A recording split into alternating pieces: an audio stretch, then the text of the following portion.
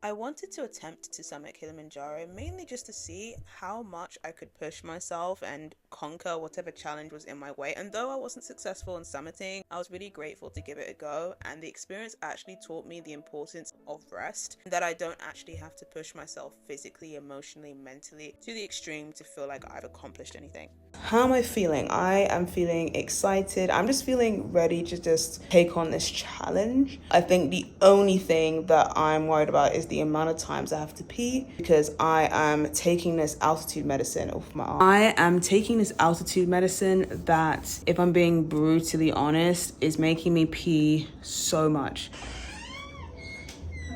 In the previous clip, I talked about my attempt to summit Kilimanjaro as a challenge, and that was really the mindset before flying to Tanzania, right before the climb, and even while I was on the mountain. I saw it as something to conquer, something to prove. This is our tent setup. That's I'm rooming with Erica's on this side, I'm on that side.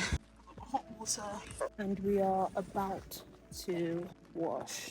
But it was only at the very end of Kilimanjaro that I realized this wasn't something to conquer. It was something to experience, something to feel, something to simply enjoy. I live a lot of my life feeling like I have to push myself, like I always have to be achieving, chasing the next challenge, ticking the next box. I tell myself that if I'm not pushing harder, I'm not trying hard enough. I don't really allow myself to rest. I don't always allow myself to slow down. And this experience, especially the way it ended, reflected that back to me so clearly. So we finished the day 2 hike. If you want my honest opinion, physically, fine. Mentally, this was a bit of a struggle because I'm in the fast group, but the fast group, when it gets to the final third, speeds up. And so for me, it just becomes really exhausting. I told one of the guys, I said, look, when this happens, I cannot, I just need to go bullet, go really slow. So I was just getting agitated because I'm like, you guys are saying it's close, but it's an hour away. I'm getting agitated because the pace is not great, and there were moments I was walking alone. And I think I'm also looking at it from the perspective of someone that leads hikes. So I'm very much, when I'm leading hikes, the morale booster and energizer. But for this, it really is on you to boost yourself. It's also really bright. I need to put sunglasses on. Kilimanjaro ended the way it did because that's how I approach so many things in my life. Pushing further than I actually need to, believing everything has to be hard, believing everything has to be conquered. But not everything has to be a challenge. Things can be easy, things can be joyful, things can be calm, things can be chill. You don't always have to achieve. You don't always have to prove. Sometimes you can just be. Definitely a highlight for me was being able to see the sunset from the camp. It was just so beautiful, and I just felt really blessed because in London you're probably not going to see those types of things, and then being able to walk in the different terrains that were there on the mountain was amazing. At the camp, I don't know if you guys can see the mountain in the background. We completed day 3. The altitude was not a joke, but there are mental aspects of the Kilimanjaro trip that I did not predict.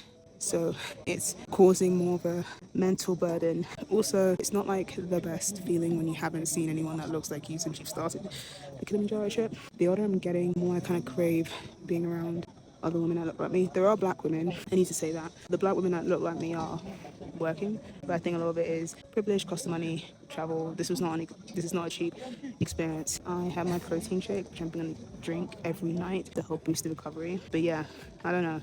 I wasn't anticipating the plights of a black woman appearing during this Kilimanjaro trip.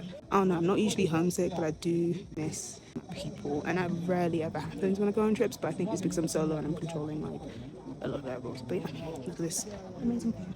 Now, because I was pushing myself to try and summit Mount Kilimanjaro, it triggered a dormant illness, and now I have to prioritize rest and recovery. Even though I didn't summit, the experience taught me about resilience, self-awareness, and the power of honoring my limits. And sometimes the lessons we leave with are even more valuable than reaching the top.